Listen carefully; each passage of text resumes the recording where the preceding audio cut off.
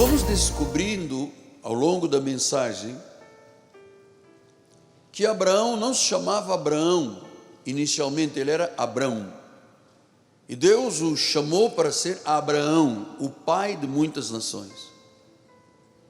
Ele já estava com 70 anos, Sara, sua esposa, com 65 anos, e ele pegou desde Arã, onde vivia, Sara, o sobrinho Ló, as famílias próximas, e saíram todos em obediência a uma voz que disse: saia para um lugar que eu te mostrarei. Então diz o versículo número 8, que pela fé, uau, apóstolo, isso parece loucura. Para os que se perdem é loucura. Pela fé, Abraão, quando chamado, então significa que Deus mesmo, pessoalmente, se revelou a Abraão, falou com Abraão. E eu vou lhe dizer, acredite, Deus mesmo pessoalmente está lhe falando a partir de agora, nesta mensagem. Aliás, ele já lhe falou durante o louvor, e agora mais especificamente com as questões da fé. Então, pela fé, Abraão, quando chamado, disse: primeiro vou jejuar e orar, depois eu dou a resposta. Você sabe que isto é a forma do inimigo aprisionar as pessoas, né? Muitas vezes eu no meu coração sinto algo e falo a alguém: olha, Deus me falou a respeito disso, e diz: apóstolo, eu vou orar primeiro, eu vou jejuar, eu vou subir num monte. Ele não fez nada disso porque ele obedeceu por fé, por confiança. Diz que ele obedeceu, diga obedeceu. O chamado era para ir para um lugar que ele devia receber por herança. Então Deus tira este homem da sua zona de conforto, da família, da sua parentela toda, e disse: vai e saia. E diz que sem saber para onde ia. Você era capaz de fazer isso?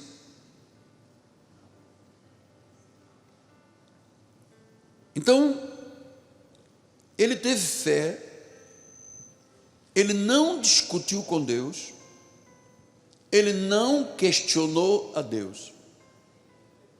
Não questionou a Deus. Simplesmente Deus lhe deu uma ordem e ele cumpriu. Por isso, ele está aqui registrado na galeria dos heróis como o pai da fé. Veja, no ano 2165 a.C. até 1990 a.C., 2000 anos após a criação, Deus tem este encontro com um homem pagão, mas na realidade era um eleito, era um escolhido, era um predestinado. Então, nos dias de Abraão, foram tão importantes que nós chegamos aos dias de hoje por causa desse dia. Se Abraão tivesse dito: olha, Senhor, paciência, você está me mandando sair desta parentela, da minha comunidade, das minhas tendas, da minha riqueza,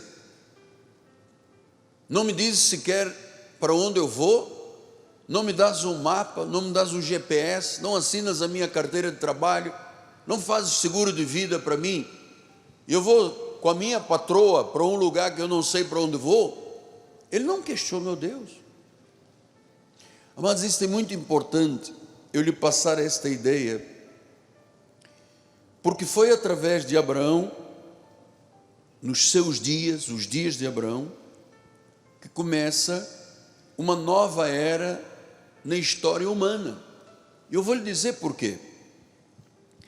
Antes da chamada de Abraão, o homem, pelo seu orgulho, pela sua vaidade, construiu uma torre, chamada Torre de Babel. Só havia uma língua naquela época, todo mundo vivia naquela área só. Havia mais ou menos dizem os historiadores, que havia entre 8 a 100 milhões de pessoas, portanto já era um povo numeroso.